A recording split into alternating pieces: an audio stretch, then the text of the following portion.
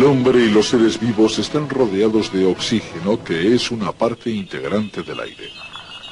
Aunque no lo percibamos, nuestro cuerpo requiere un suministro constante de oxígeno.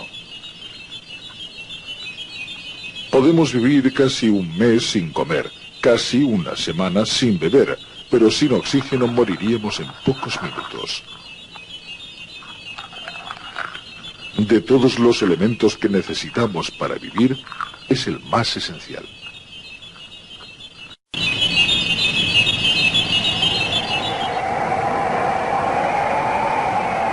Los átomos de oxígeno se combinan por parejas para formar moléculas de oxígeno puro, O2. El oxígeno comprende una quinta parte de la atmósfera. Es muy activo químicamente y se combina con casi todos los elementos. Cuando se combina con carbono se produce dióxido de carbono y energía.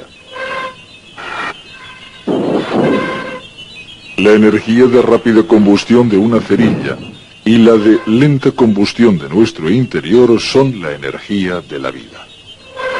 La llama durará mientras reciba carbono de la cerilla y oxígeno del aire. El dióxido de carbono no es de utilidad y es expelido como desecho de la combustión.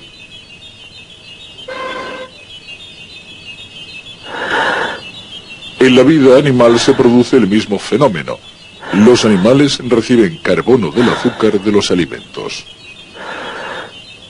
Al aspirar, el oxígeno penetra en el cuerpo, tras lo cual el dióxido de carbono es expelido como desecho. Este proceso se llama respiración.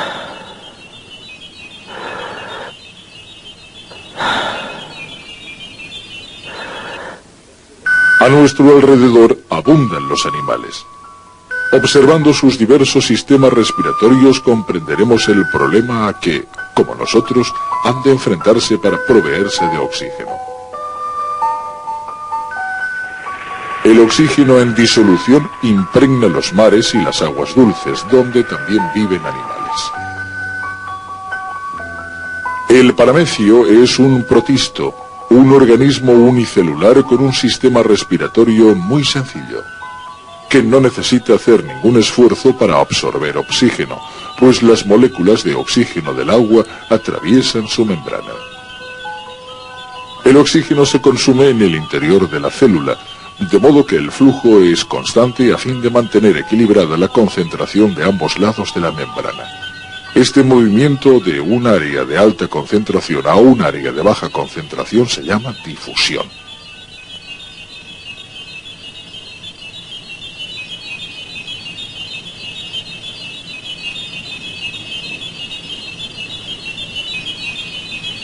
El dióxido de carbono recién formado que se concentra dentro de la célula se difunde hacia el exterior de la misma manera. Si el paramecio penetra en un área donde no encuentra alimento o donde escasea el oxígeno, se va hacia otra parte. Las células individuales que constituyen el cuerpo de un pez no son tan afortunadas, pues se cuentan por millones y necesitan que le repartan el alimento y el oxígeno y le recojan los desechos. El encargado de hacerlo es el sistema circulatorio. La sangre, que pasa a través de las branquias, actúa como vehículo de transporte.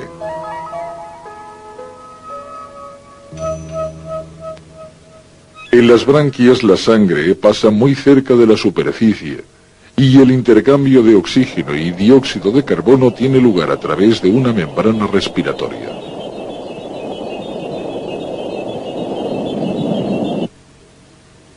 La membrana respiratoria está dispuesta en tiras superpuestas de un tejido fino y delicado. Ello proporciona la superficie suficiente para que se efectúe la difusión. El propio pez desempeña un papel vital para su respiración, pues respira tragando agua y abriendo las agallas para que pase por ellas. Si sacamos un pez del agua, morirá por falta de oxígeno, aun cuando el aire contiene 40 veces más oxígeno que el agua. ¿Por qué no puede respirar el pez en este ambiente tan rico en oxígeno? Una razón, es la asfixia. Sin el agua, los tejidos de las branquias se repliegan, reduciendo el área de intercambio de gases. La segunda razón es la deshidratación. Las moléculas de oxígeno y dióxido de carbono han de estar disueltas en agua para atravesar la membrana respiratoria, que debe mantenerse siempre húmeda, pues cuando se seca, los gases no pueden atravesarla. Si no es devuelto al agua a tiempo, el pez morirá. Evitar que la membrana se seque es más problemático para los animales terrestres. Como el hombre, la lombriz absorbe aire rico en oxígeno, en este caso, el aire existente entre las partículas de tierra. La lombriz debe mantener su piel húmeda, porque toda su superficie funciona como membrana respiratoria, y esto solo puede hacerlo viviendo en suelos húmedos. Si nosotros tuviéramos la membrana respiratoria en una zona externa del cuerpo, se secaría rápidamente. Ello se evita teniéndola en el interior, donde se mantiene húmeda. Los anfibios, reptiles, aves y mamíferos disponen de pulmones encerrados en la cavidad torácica. En los seres humanos, los pulmones están situados bajo las costillas, justo encima del diafragma, que es un músculo. Un conducto con salidas por la nariz y la boca conecta los pulmones con el exterior. Los pulmones son elásticos. Cuando inspiramos, los músculos de las costillas y especialmente el diafragma ensanchan la cavidad torácica y los pulmones se expanden. El aire del exterior entra entonces equilibrando la presión. Cuando expiramos, los músculos de las costillas y el diafragma se relajan, devolviendo los pulmones y la cavidad torácica a la posición de descanso y expulsando el aire. Para comprender mejor el sistema respiratorio humano, podemos seguir la trayectoria de una molécula de oxígeno representada por este punto blanco.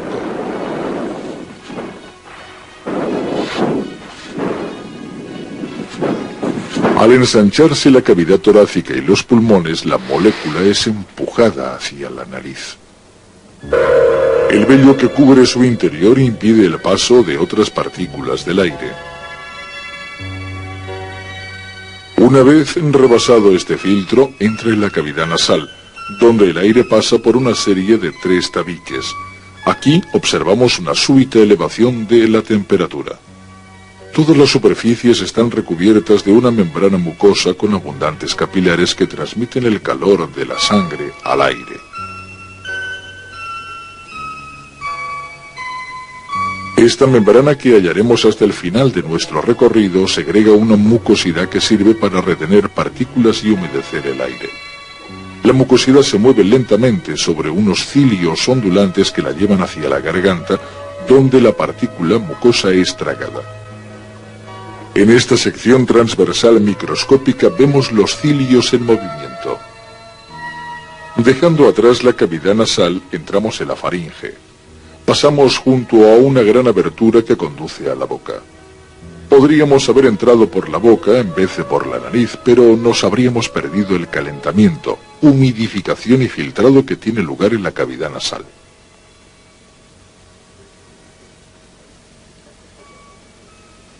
Los alimentos y el aire pasan por la parte inferior de la faringe. Más adelante el conducto se divide. Los alimentos pasan por el esófago y el aire por la laringe. Cuando el aire toma el camino equivocado y penetra en el esófago, el estómago lo hace volver con el eructo. Pero si la comida o la bebida penetran por la laringe hacia los pulmones, podemos tener un grave problema. Esta posibilidad queda reducida gracias a la epiglotis, una parte de la laringe que penetra en la faringe. Este cartílago funciona a modo de escotilla. Cuando tragamos, la epiglotis cierra la parte superior de la laringe. Cuando el alimento ha pasado, se abre otra vez. Esta acción es visible en los hombres por el movimiento de la nuez. Algunas veces el alimento atraviesa la epiglotis y alcanza el conducto equivocado, desencadenando un movimiento reflejo que obliga a expulsarlo. Como hemos visto, la epiglotis es una extensión de la laringe, cartílago que une la faringe a la tráquea.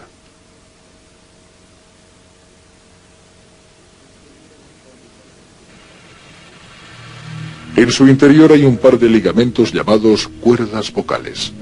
Sujetos a ellas y al cartílago adyacente hay unos músculos. Cuando los relajamos, el aire pasa a través de la laringe. Cuando los contraemos, las cuerdas se tensan y si respiramos, vibran originando un sonido. Cambiando la tensión muscular de las cuerdas, producimos los sonidos que la lengua y los labios convierten en palabras.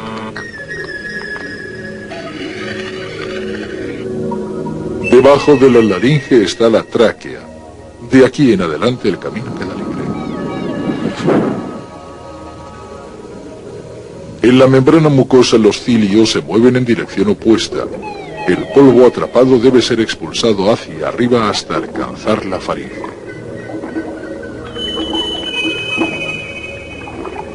La tráquea se mantiene abierta por medio de unos anillos cartilaginosos. Al final se divide en dos conductos, los bronquios derecho e izquierdo, por donde nuestra molécula penetra en el pulmón. Los bronquios se ramifican una y otra vez. De los conductos más pequeños nacen los bronquiolos. Estos se ramifican a su vez y terminan en racimos de microscópicos sacos de aire llamados alvéolos.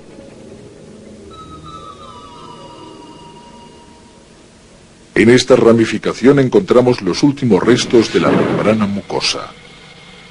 Al entrar en los alvéolos, nuestra molécula llega finalmente a la membrana respiratoria formada por la delgada pared de los alvéolos.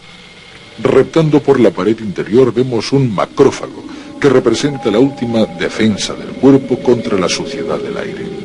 Cuando una partícula extraña atraviesa todas las barreras, los macrófagos, un tipo de glóbulos blancos de la sangre, se encargan de eliminarlas.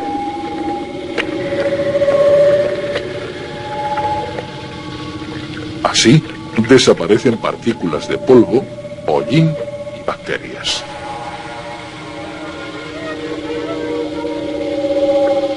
Durante nuestro viaje, el calor y la humedad han aumentado. De esta forma, el cuerpo prepara el aire para su entrada en los alvéolos, pues debe mantener la humedad de la membrana respiratoria. En los alvéolos, las condiciones son perfectas para la difusión de gases.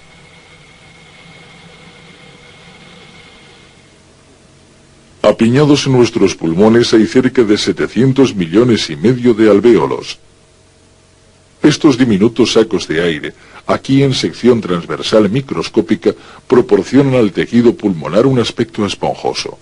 Los espacios mayores son tubos bronquiales y vasos sanguíneos. La superficie total de la membrana, todas las paredes de todos los alvéolos, cubriría un área de unos 90 metros cuadrados. Este espacio es más que suficiente para difundir el oxígeno y el dióxido de carbono necesario para aprovisionar de combustible los 100 billones de células del cuerpo humano. El sistema de transporte entre la membrana respiratoria y las células del cuerpo es la sangre. Entrelazado con los conductos bronquiales de los pulmones está el sistema circulatorio, cuya red de vasos sanguíneos llega hasta el último rincón de nuestro cuerpo. Y todos los caminos se reúnen en el corazón, la bomba central a través de la cual fluye la sangre. Esto es un glóbulo rojo, célula específicamente destinada a transportar más oxígeno y con mayor rapidez que cualquier fluido. Por las venas, arterias y capilares circulan 25 billones de glóbulos rojos que constituye la parte principal de la porción sólida de la sangre. La porción fluida es el plasma. Vamos a seguir a un glóbulo rojo en su camino a través del circuito típico. Empezaremos en el lado derecho del corazón. Nuestro viaje se inicia con un latido. El primer destino es un pulmón. Aquí el camino se ramifica conduciendo la sangre a través de los vasos sanguíneos más pequeños, los capilares, que rodean cada alvéolo. En su interior la molécula de oxígeno se disuelve en la humedad y se difunde a través de la membrana respiratoria, penetrando en los capilares al tiempo que el glóbulo rojo pasa por el mismo alvéolo. La molécula de oxígeno, al igual que muchas otras, se fija en el glóbulo rojo e intensifica su color. El glóbulo así oxigenado regresa al lado izquierdo del corazón, completando así su primer circuito. El corazón manda la sangre nuevamente al exterior, esta vez para suministrar el oxígeno al cuerpo. Una vez más, la sangre se dirige hacia los capilares, a cuyo alrededor las células están quemando oxígeno y creando concentraciones de dióxido de carbono.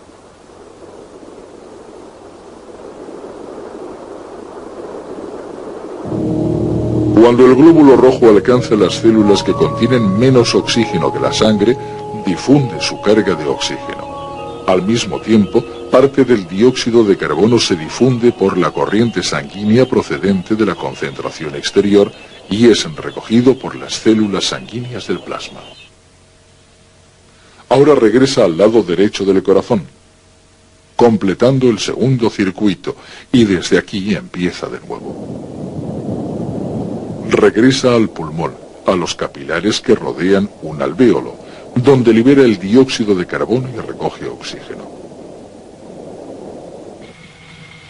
Una molécula de dióxido de carbono se difunde en un alvéolo desde un capilar exterior y sale del sistema respiratorio por el mismo camino de entrada del oxígeno.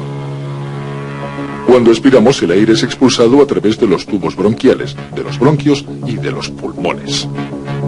Penetra en la tráquea, sube por ella. Atraviesa la laringe, pasa entre las cuerdas vocales y por la epiglotis, sube por la faringe, entre la cavidad nasal, rebasa el vello de la nariz y sale al exterior. Inspira, expira. Entra oxígeno, sale dióxido de carbono. Respiramos unas 14 veces por minuto. Puesto que nuestra respiración está controlada por el sistema nervioso autónomo, no tenemos que preocuparnos por ella. Dormidos o despiertos, los impulsos nerviosos son lanzados automáticamente desde el cerebro a los músculos respiratorios. Aquí y aquí tenemos sensores que detectan los niveles de dióxido de carbono. Si hay demasiado, pasan la información al cerebro y aumenta la velocidad de la respiración a fin de reducir el nivel. Durante nuestras actividades pasamos automáticamente de una respiración rápida a una lenta, según las necesidades del organismo. No obstante, podemos detener la respiración siempre que lo deseemos, pero no para siempre. Nuestro cuerpo no tolera la falta de oxígeno durante mucho tiempo. Algunas personas pueden contener la respiración hasta 4 minutos. De vez en cuando el sistema nervioso autónomo no funciona bien. El hipo es un problema corriente. Se produce porque se está mandando una señal nerviosa incorrecta al diafragma, haciendo que se contraiga a destiempo. Muchas personas recurren a curas populares que suelen implicar un sobresalto. Pero generalmente el hipo desaparece por sí solo en unos pocos minutos.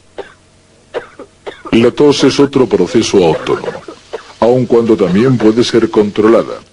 Aclararse la garganta es un tipo de tos controlada y menos violenta, que se usa como estratagema social. Carraspeamos un poco para llamar la atención, por ejemplo, antes de empezar un discurso. En la tos interviene la parte inferior de nuestro conducto respiratorio. Su propósito es eliminar las obstrucciones y expulsar los cúmulos de mucus de los pulmones y de las vías respiratorias inferiores. El humo del tabaco es lo primero que induce a toser. El mismo problema se da en los conductos respiratorios superiores, principalmente en la cavidad nasal.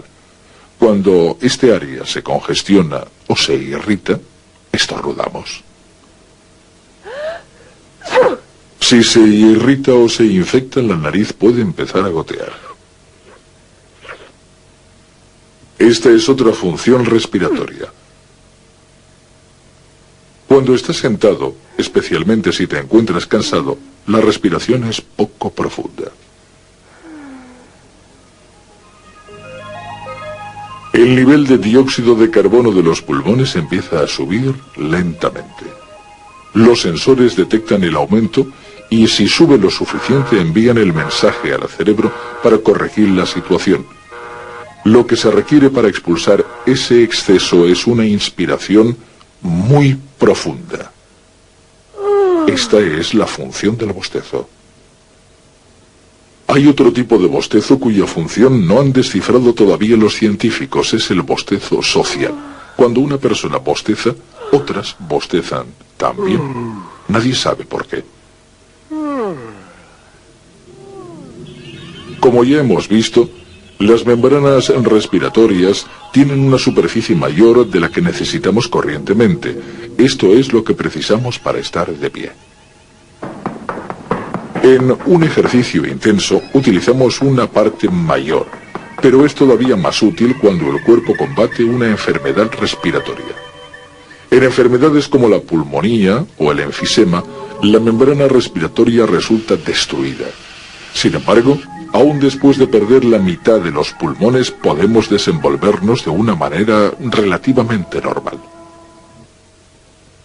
Las membranas mucosas y los macrófagos son bastante efectivos librándonos de las sustancias tóxicas del aire. Pero la mejor manera de reducir los riesgos de resfriados o de inhalar contaminantes es usar el sentido común. Cuando hace frío, hay que abrigarse. Y siempre que sea posible conviene no respirar aire contaminado. Una de las cosas que las membranas mucosas no son capaces de contrarrestar es el volumen de aire contaminado inhalado por un fumador. Puesto que el humo pasa sin problemas por la cavidad nasal, la membrana mucosa recoge toda la carga de partículas, lo cual hace que se irrite y se inflame. Si la polución alcanza los alvéolos, los macrófagos se multiplican en un intento de liberarse de la carga.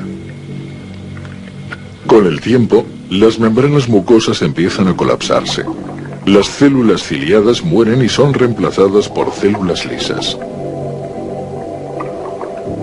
Sin el impulso de los cilios, las partículas mucosas se acumulan en glomérulos, que la gravedad empuja hacia el interior de los pulmones, obturando y restringiendo el flujo de aire y desencadenando la tos del fumador.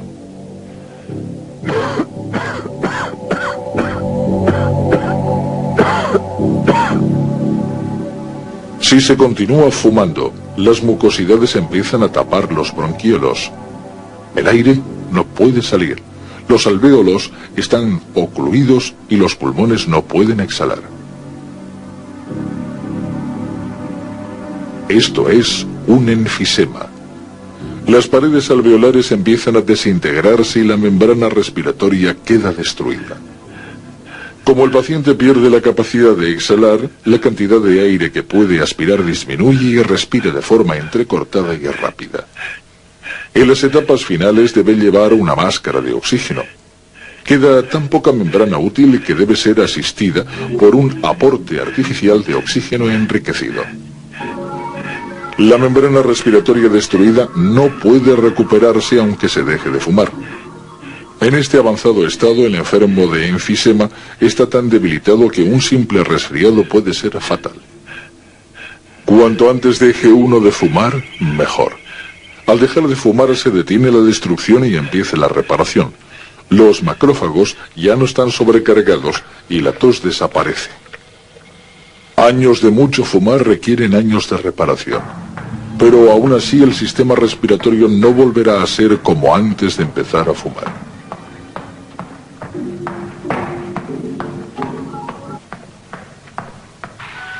Lo mejor es, pues, no empezar. Nuestro sistema respiratorio es el vehículo que pone en contacto las células vivas y el oxígeno que nos rodea. Si lo dañamos de alguna forma, limitamos nuestra capacidad de vivir.